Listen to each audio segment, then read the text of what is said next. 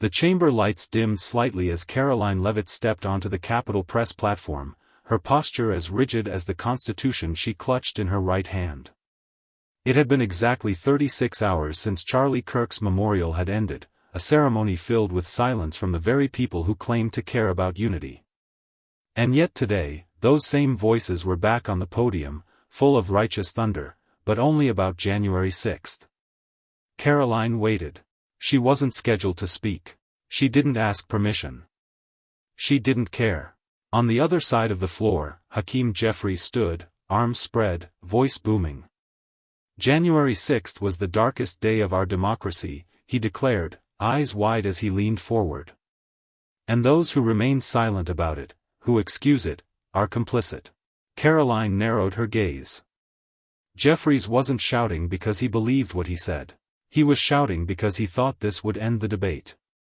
That this righteous script had worked 100 times before. That no one would dare interrupt the holy name of January 6th with anything as uncomfortable as Charlie. But Karoline wasn't here to be polite.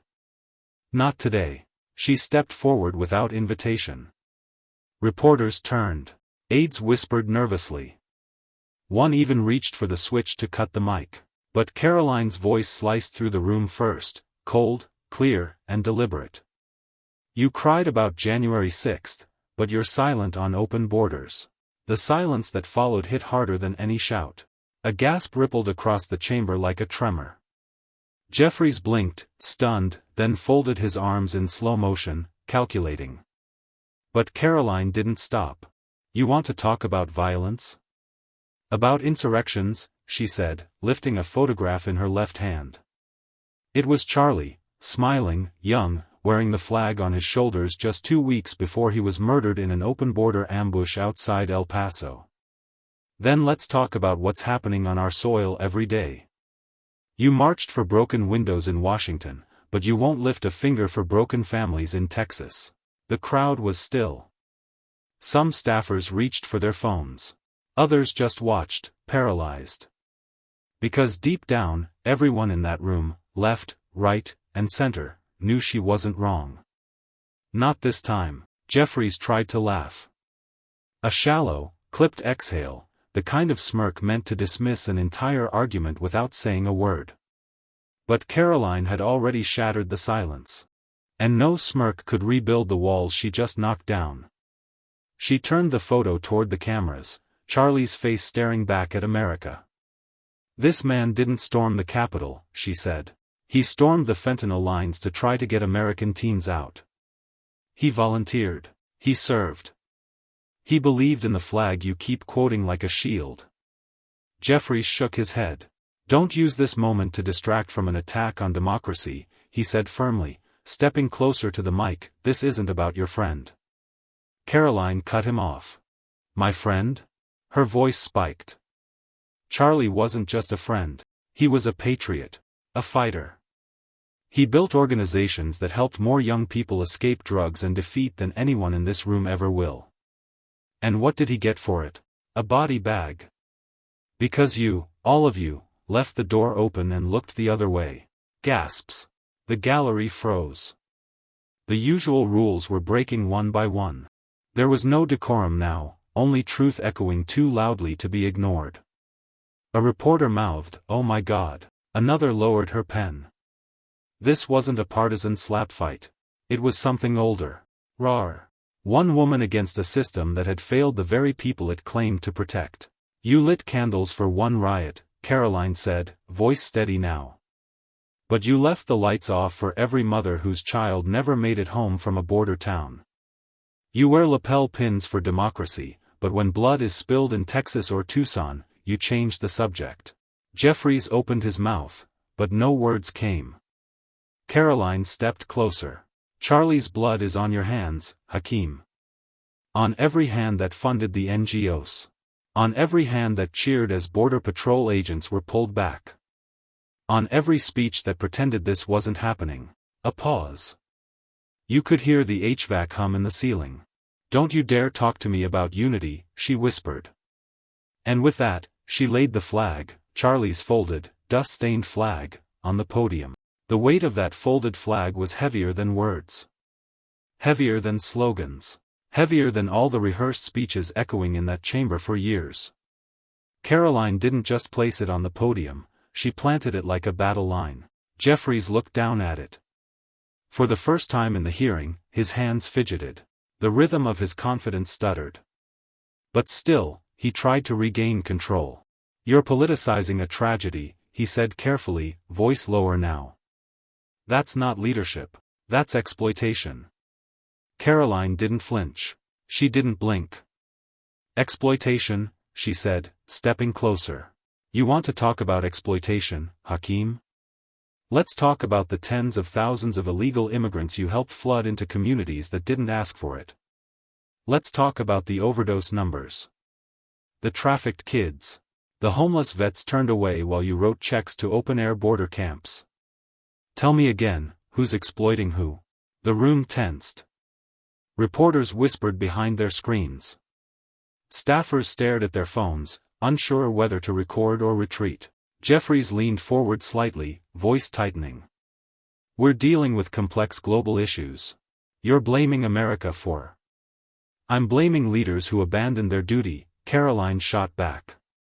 "And you're at the top of that list." Boom. No metaphor. No soft landing. She was done playing word games. "Charlie Kirk was more of a leader in 1 year than some of you have been in your whole careers," she continued. "And I won't stand here and let you mock his memory because he didn't fit your narrative." Jeffries tried to pivot, to regain the narrative, but Karoline stepped in again, louder. "Did you call his family? Did you offer condolences? Did you even say his name on the floor?" Silence. "Of course not," she said. "Because Charlie reminded this country what courage looks like, and that terrifies you." Gasps again. A few claps, quickly silenced. "You talk about January 6th like it was the end of democracy," Karoline said, eyes locked on him. "But your silence at the border is killing people every single week. And you won't even say their names." She turned slowly, scanning the room. Then she pointed at the flag. "You want to honor democracy? Start with that flag. Start with the man who carried it until the very end." Jeffries leaned back in his chair, arms crossed, jaw tight. For the first time in a long while, the chamber didn't move to his rhythm. His party's rising star had just been eclipsed, by a flag, a girl, and a truth too heavy to dodge.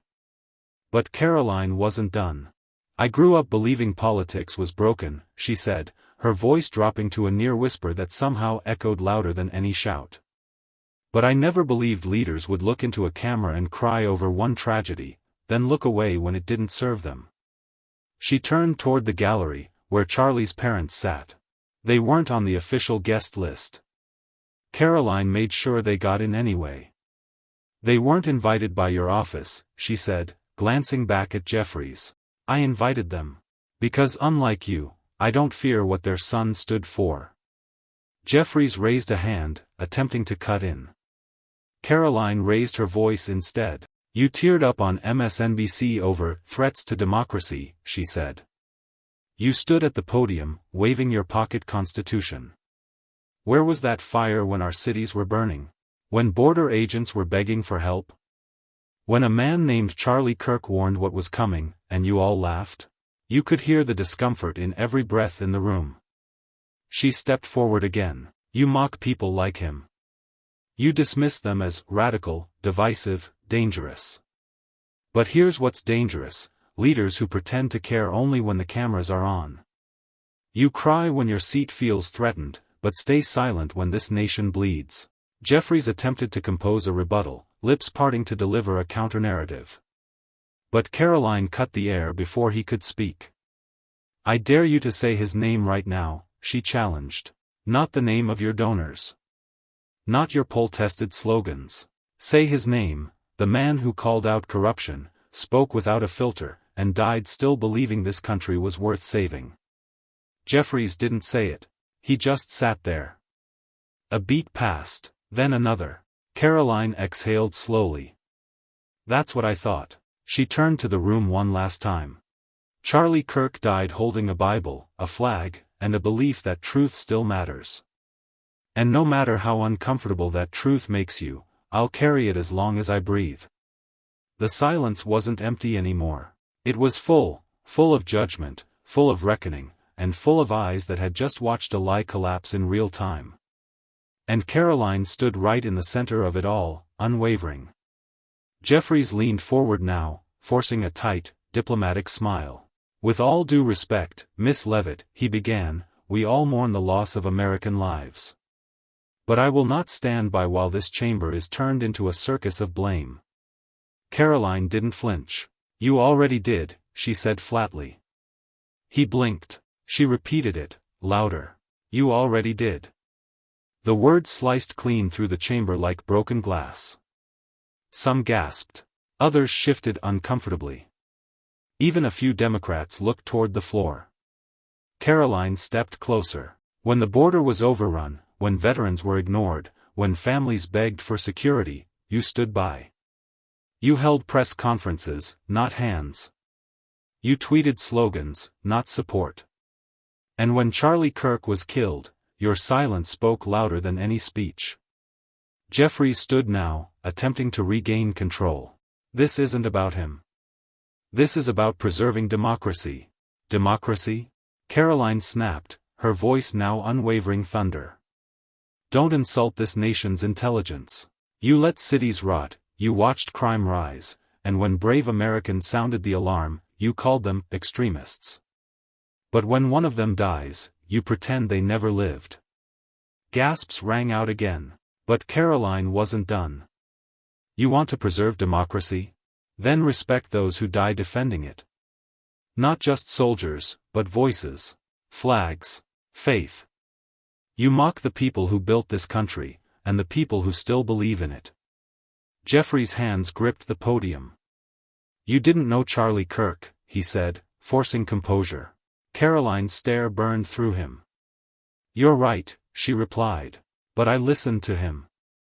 Which is more than you ever did." She reached into her folder and pulled out a printout, Charlie's final post. His last message. She read it aloud. "If they come for me, remember I never apologized for loving this country." She held the page high. This is what he died with.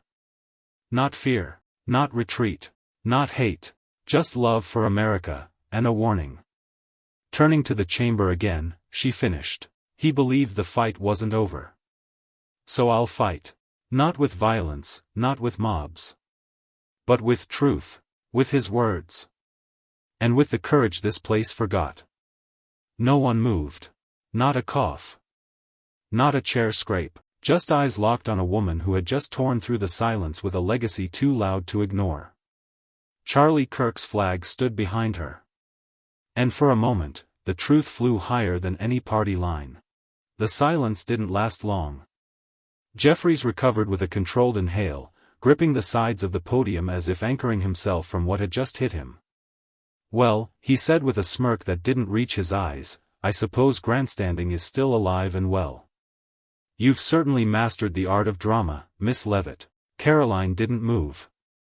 She simply tilted her head. "Drama?" she echoed. "No, Mr. Jeffries. What I said was truth. And your response is the real performance."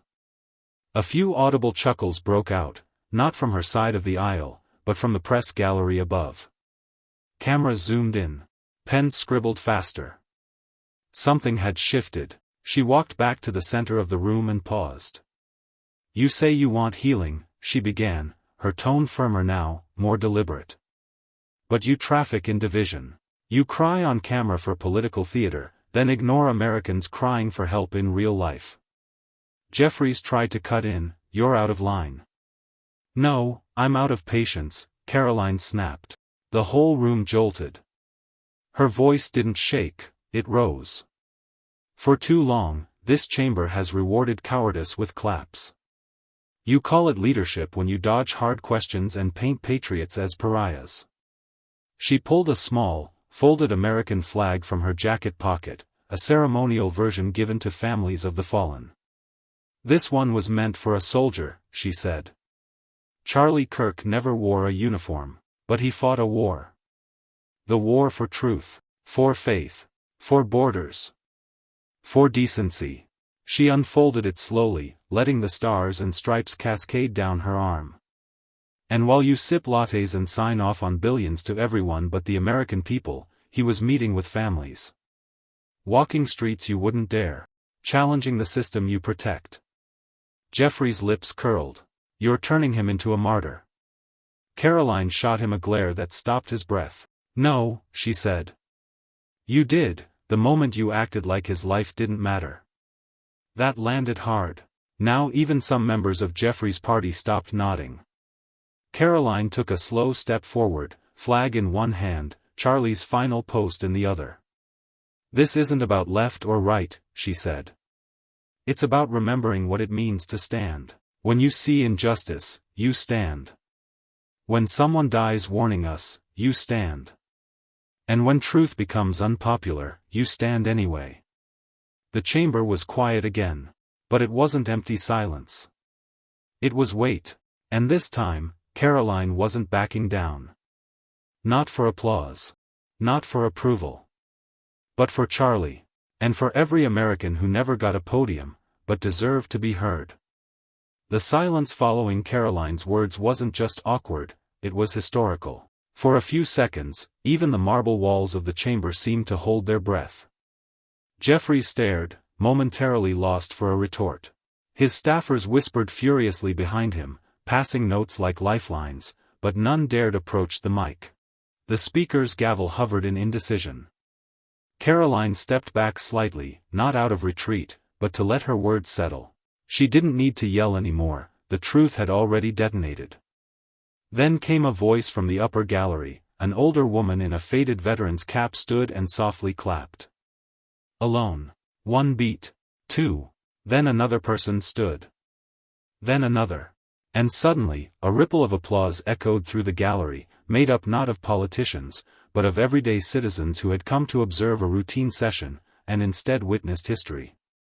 Jeffries tried to recover his composure, gripping the microphone with a shaky smirk. Let's not canonize a man who spent his time spreading misinformation, Miss Leavitt, he said. Charlie Kirk wasn't a soldier. He wasn't a legislator. He wasn't elected by anyone. Karoline didn't flinch. She took 2 steps forward. That's the difference between us, she said clearly. You think leadership comes from a title. I think it comes from sacrifice. The room shifted again. Her words had weight not because of volume, but because of clarity. Purpose. Conviction. She raised Charlie's final letter. He didn't need your permission to speak, she continued. And he didn't need a seat here to matter. His voice reached more Americans than most of us ever will, because he said what you were too afraid to. Jeffries scoffed. Afraid? I've served this country longer than you've been alive. Then maybe it's time to listen to the generation you helped fail, she fired back. Even the speaker's jaw tensed.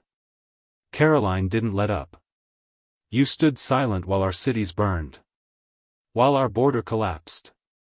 While fentanyl poured in and families broke apart. And when someone like Charlie told the truth, you called him a danger. She held up the folded flag again. He wasn't the threat, she said. Your indifference was. A hushed gasp swept the room. Not from shock, from recognition. Because in that moment, no one could deny it. She wasn't giving a speech. She was naming the cost of silence. And no title, no seat, no party line could shield them from the truth anymore. The speaker banged the gavel once, then twice, but no one was listening anymore. Karoline had seized the room, not with rage, but with raw clarity. She wasn't debating. She was indicting. And across the aisle, a quiet panic was starting to set in. Jeffries reached for the procedural rulebook, the last defense of men who'd run out of arguments. The gentlewoman will suspend, he began, trying to reassert authority. This chamber is not a place for emotional grandstanding. Karoline turned to face him directly. No, she said, voice low but steel-edged. What it's not is a place for cowardice. The chamber shifted again. Behind her, a few Republican members stood silently. Then one Democrat, a young congressman from the Midwest, slowly rose, arms crossed. He didn't say a word. But he didn't sit back down either. It was happening. The narrative Jeffries thought he controlled, the one crafted in polished press releases and sterile cable segments, was slipping through his fingers. And Karoline wasn't just pulling it away. She was lighting it on fire. She raised the letter again. "Charlie died with a Bible in his hand and a mission on his lips," she said. "To wake up this country before it's too late." Jeffries leaned forward. He radicalized young minds. Karoline's eyes narrowed. No, he reminded them they had one. A pause. She stepped toward the Democratic side of the chamber. "You wept on camera about January 6th, she said, locking eyes with each face that had milked that moment for years. But where were your tears for the families ripped apart by fentanyl? Where was your outrage for the children trafficked across a border you won't even defend?" She turned back to the center. "You wore pins for Ukraine. But did you ever once hold a vigil for those who died in San Diego? Chicago? Laredo?" Her voice cracked slightly. "Did Charlie matter less because he had the wrong politics?" Jeffries looked away. And that was all it took. Because even the reporters in the press box saw it, that split second where the mask slipped. Karoline held up the flag one last time. "This doesn't belong to the left or the right," she said, her voice trembling but firm. "It belongs to him. And every American you forgot." Silence. Not one word from the speaker. Not a gavel strike. Not even a cough. Just the weight of truth, hanging heavy in the air. And then came the cameras. Every outlet. Every network. Every live stream. Charlie's flag in one hand. His letter in the other. And Karoline Leavitt standing in the middle of the House chamber, completely unshaken. The chamber had quieted, but the tension hadn't gone anywhere. Jeffries stood stiffly, gripping the sides of the podium. His jaw clenched. Karoline didn't stop. "You cried over one day, January 6th, she said, her voice measured, slicing clean through the hush. But where are your tears for the daily invasions happening at our southern border? Where are your tears for the women trafficked, the fentanyl overdoses, the ranchers living in fear on American soil?" Jeffries tried to cut in. "You're manipulating." "I'm exposing," she snapped, not even looking at him. Then she stepped forward, holding up a folded document. "Here's your silence," she said. 112 votes against tightening border security. "Do you want me to read them all?" Gasps. Some murmured objections. A few tried to shout her down. She didn't flinch. Jeffries raised a hand, trying to regain control. "This is a stunt. You're playing politics with people's pain." Karoline's reply came fast. "No, sir. You are. You politicized January 6th until it bled out. But when it comes to broken families, murdered citizens, and bodies dumped in the desert, you look the other way." Then, like a strike of lightning, she turned to the press gallery. "You want a quote? Here's your headline," she said. "The man who sobbed over broken glass won't even blink at a broken border. That's not leadership. That's selective outrage." Cameras clicked. A few aides scrambled toward Jeffries, trying to usher him away. But Karoline wasn't done. She turned back to him, eyes blazing. "If you're going to cry for America, cry for all of it. Not just the parts that help your narrative." Jeffries stood frozen, shoulders rigid, lips pressed into a tight line. And in that moment, no spin, no staffer, no carefully worded tweet could save him from what had just been unleashed. Karoline stepped back from the podium, but the fire in her eyes hadn't dimmed. The gallery was silent, not out of respect, but shock. Even the reporters weren't sure how to spin what they had just witnessed. Jeffries hadn't moved. His hands were still locked on the wood like he was bracing for another blow. But Karoline had already delivered it. And this time, she didn't need to raise her voice. She reached into her blazer pocket again, but this time pulled out something else, a photograph. She held it up. A picture of Charlie Kirk. "This man stood for the truth," she said, her voice lower now but no less powerful. "He didn't riot. He didn't loot. He didn't storm. He spoke. And you all hated him for it." She placed the photo gently on the table in front of her.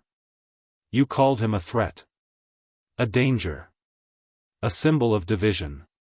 But the real threat is pretending patriotism is violence while ignoring the chaos pouring through our borders every day." There were no rebuttals this time. Just stillness. And then she said it. "You don't get to claim the moral high ground when you refuse to protect the ground itself." Jeffries finally broke his stare and stepped away, escorted by 2 aides who avoided eye contact with everyone. Karoline looked directly into the cameras one last time. "This isn't about party lines," she said. "This is about truth. If our leaders won't speak it, I will." And with that, she picked up the photo of Charlie, placed it in her folder, and walked out. She didn't wait for applause. She didn't need a soundbite. She left the silence behind, because sometimes, silence says everything. She didn't need to shout to be heard. Karoline Leavitt didn't walk into that chamber to score points. She walked in with a flag, a truth, and a name that still echoes across this nation: Charlie Kirk. While Hakeem Jeffries held press conferences, Karoline held the line. While others cried over windows, she cried over open borders. And when they called her a threat for remembering a friend, she reminded them what real silence looks like.